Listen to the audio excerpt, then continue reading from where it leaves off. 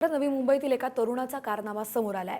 10वी पास असलेल्या 21 वर्षीय आदर्श म्हात्रे या आरोपीनं लग्नाचा आमिष दाखवून डझनभर महिलांचं लैंगिक शोषण केलंय।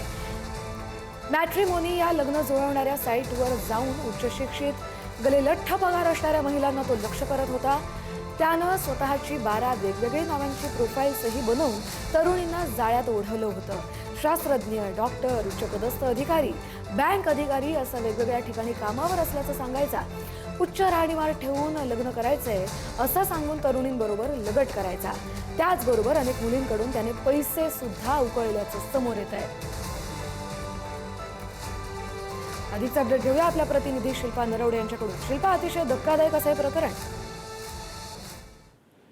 कस्तुरी, आपण जर पाहिलं तर नाशिक मधील भोंदू बाबाचा जसा कारनामा समोर आला, अगदी तशाच प्रकारचा नवी मुंबईमधील देखील एका तरुणाचा कारनामा समोर आलाय। 10वी पास असलेला हा 21 वर्षीय आदर्श म्हात्रे या आरोपीने लग्नाचा आमिष दाखवून डझनभर जास्त महिलांचं लैंगिक शोषण केल्याचे धक्कादायक प्रकरण समोर आलेलं आहे।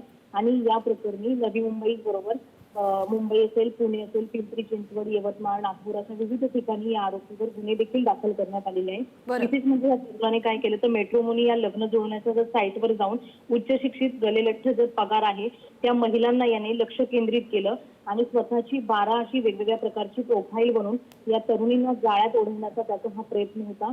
त्याचबरोबर हा तरुण स्वतः शास्त्रज्ञ, डॉक्टर किंवा वेगवेगळ्या अधिकारी असल्याचे भासवून त्यांना कामात असल्याचं सांगत उच्च राहणीमान ठेवून लग्नाचा आमिष दाखवत होता आणि अशा प्रकारची त्यांनी फसवणूक केली। मुलींकडून त्याने पैसे सुद्धा उकळल्याचे समोर आलेलं आहे आणि याच प्रकरणी नवी मुंबई पोलिसांनी या आरोपीला अटक देखील केलेला आहे आणि आता त्याला पुणे पोलिसांनी आरोपीला ताब्यात घेतले। कस्तुरी, नक्की शिल्पा, धन्यवाद तुम्ही दिलेल्या सविस्तर अपडेटसाठी। त्यामुळे या आरोपीचं नाव आदर्श जरी असलं तरी त्याचे कारनामे अतिशय लज्जास्पद असल्याचं दिसतंय।